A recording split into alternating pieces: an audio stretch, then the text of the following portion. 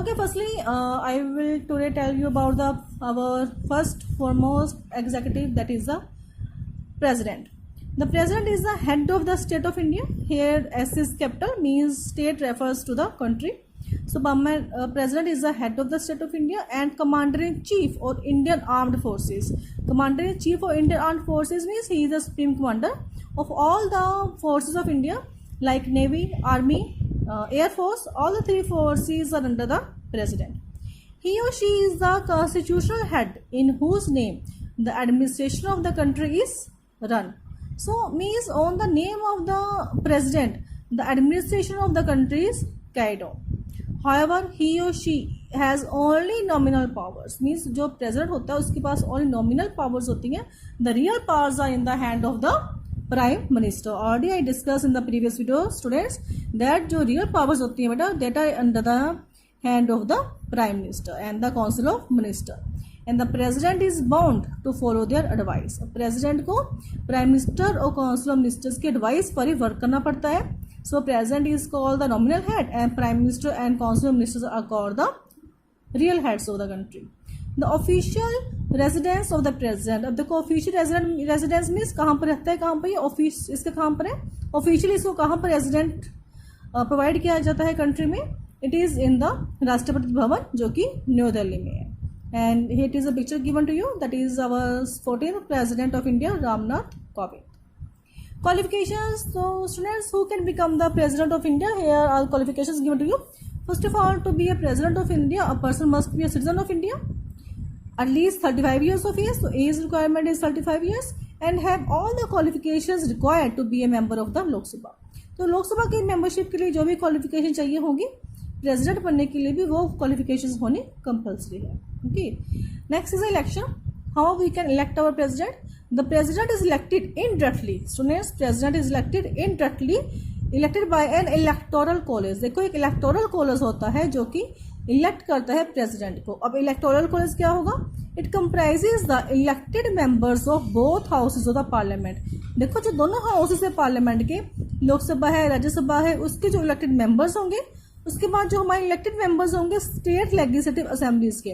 आपको पता है बेटा हमारी जो जितनी भी स्टेट्स हैं उनकी अपनी लेजिस्लेटिव असेंबलीज होती हैं. तो स्टेट लेजिस्लेटिव असेंबलीज के जो मेंबर्स होंगे इलेक्टेड मेंबर्स, और जो दोनों हाउसेज लोकसभा राज्यसभा के इलेक्टेड मेंबर्स होंगे, collectively they form the electoral college and they elect the president. Means students, firstly we elect the members of the Lok Sabha and the state legislative assemblies, and then these members collectively and plus Rajya Sabha members, these members collectively elected the members of the collectively these members collectively elected our president. Okay, next is the what is the term for the office of the president? So the term of the president is 5 years. So for how many years president works? President work for the 5 years. And however the president can impeach. अब impeach का means क्या हुआ? Impeach एक process होता है through that method we can remove the president from his post. So president can impeach. We can impeach the president for him or her for violation of the constitution. अगर वो violate करता है constitution को, means breakup करता है constitution के किसी law को, corruption में involve होता है, means govern करता है, money लेकर कोई work करता है, और treason का means होता है अगर वो धोखा देता है, अगर उसके ऊपर देशद्रोह का केस चलता है तो ठीक है. For these circumstances the president can impeach, means president can remove from his post. Next is the powers and functions. अब powers and functions क्या हैं president की? First there are the various powers and functions in the following groups. They are given: executive powers, military powers, legislative powers, financial powers, judicial powers, emergency powers, and the discretionary powers. One by one I will tell you about all of them. First of all, executive powers क्या होती है president की? The president of India appoints. अब देखो executive powers में क्या करेगा? Appoint करेगा. Students don't be confused. Okay, executive powers में president क्या करेगा? He appoints the various ministers in India. First of all, the leader of the majority party. जो leader of the majority party means जिस party को लोकसभा में सबसे ज्यादा voting मिली है, that party is called as majority party. तो उस political party का जो लीडर होगा उसको अपॉइंट करेगा as the prime minister. Secondly the union minister जो होंगे on the advice of the prime minister, तो यूनियन मिनिस्टर को अपॉइंट करेगा किसके एडवाइस पर? On the advice of the prime minister. Governors, अब देखो हर एक स्टेट में आपको पता है गवर्नर होता है, तो गवर्नर क्या होते हैं, governors are actually the representative of the president. So president appoint the governors to all the states and then also he appointed the high rank officials, जो हाई रैंक ऑफिशियल्स होंगे like the controller and auditor general, attorney general of India, they are also appointed by the president.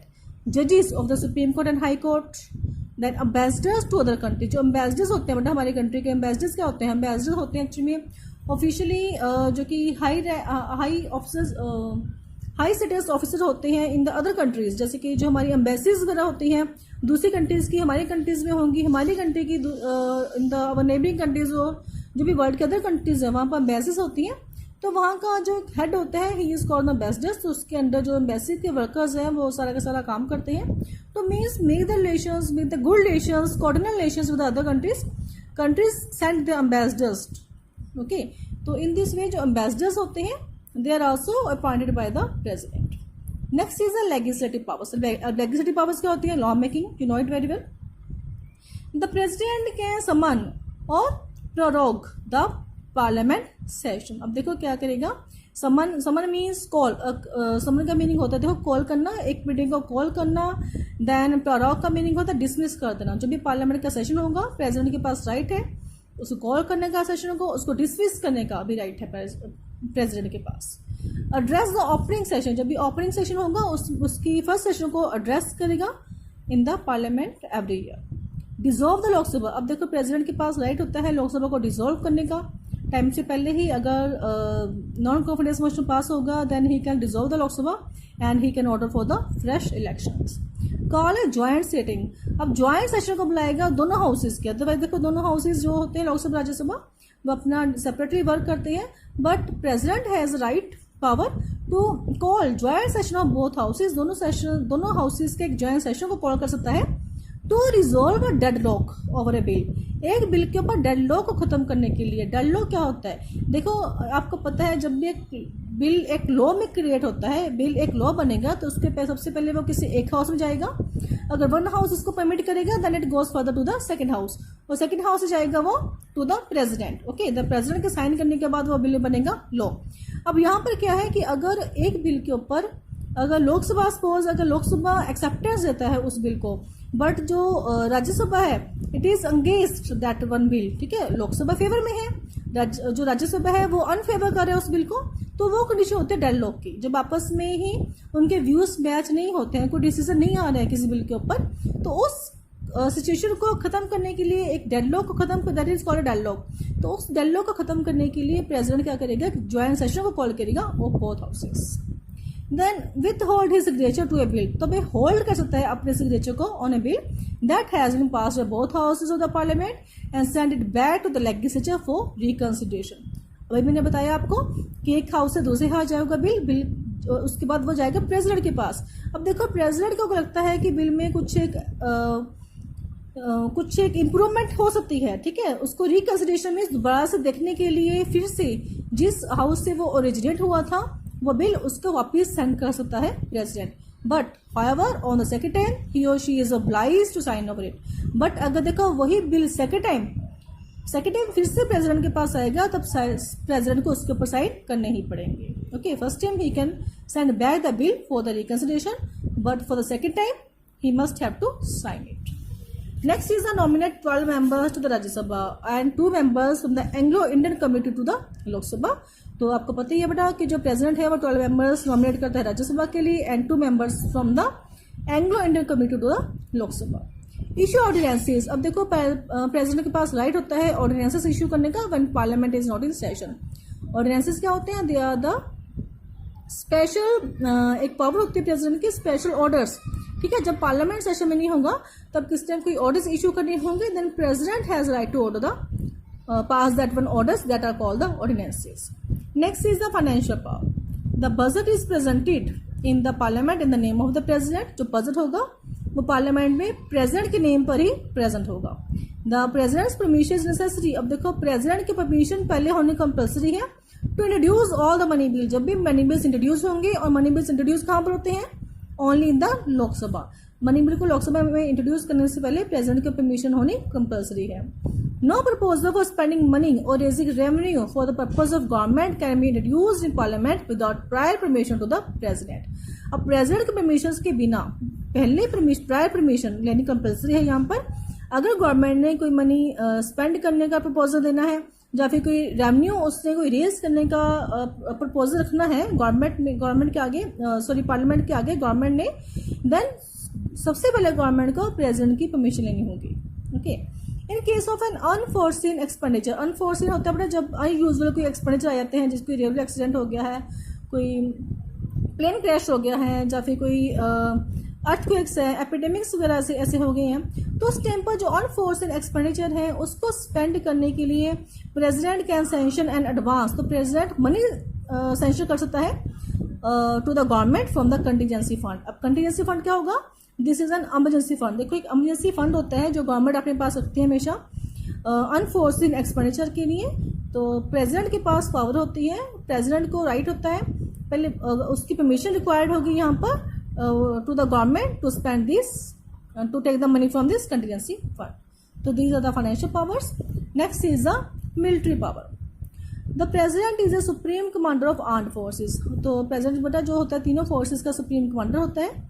He or she is entitled to declare war or conclude a treaty. अब president के पास power होती है एक war किसी country के साथ अगर war को declare करना या फिर आपस में किसी country के साथ contract कर लेना, this is under the power of the president.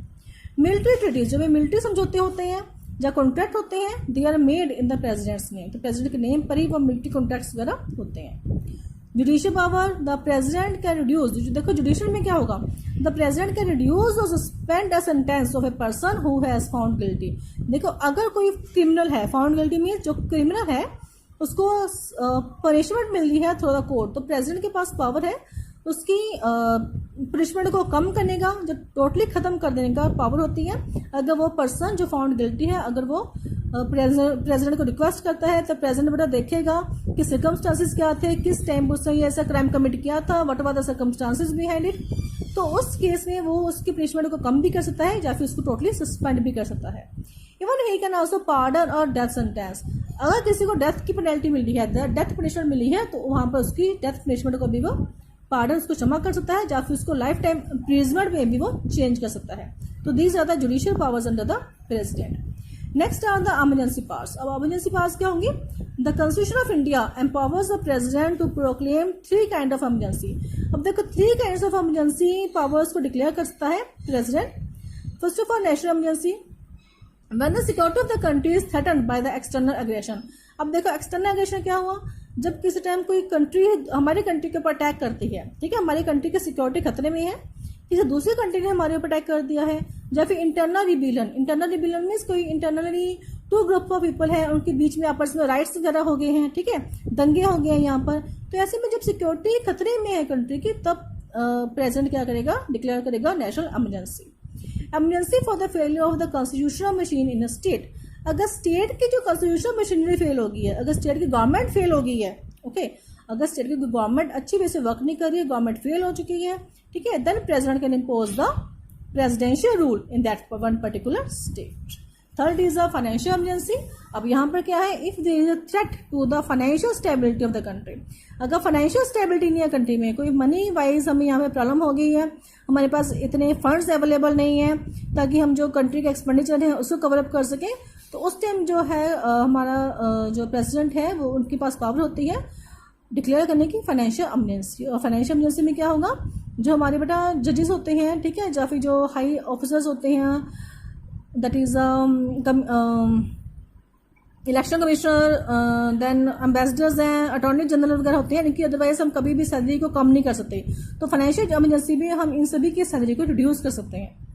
However, the emergency cannot be declared by the president without the consent of the parliament। तो इमरजेंसी जब भी डिक्लेयर करेगा प्रेसिडेंट, उसको कंसेंट लेनी पड़ेगी, परमिशन लेनी पड़ेगी पार्लियामेंट से।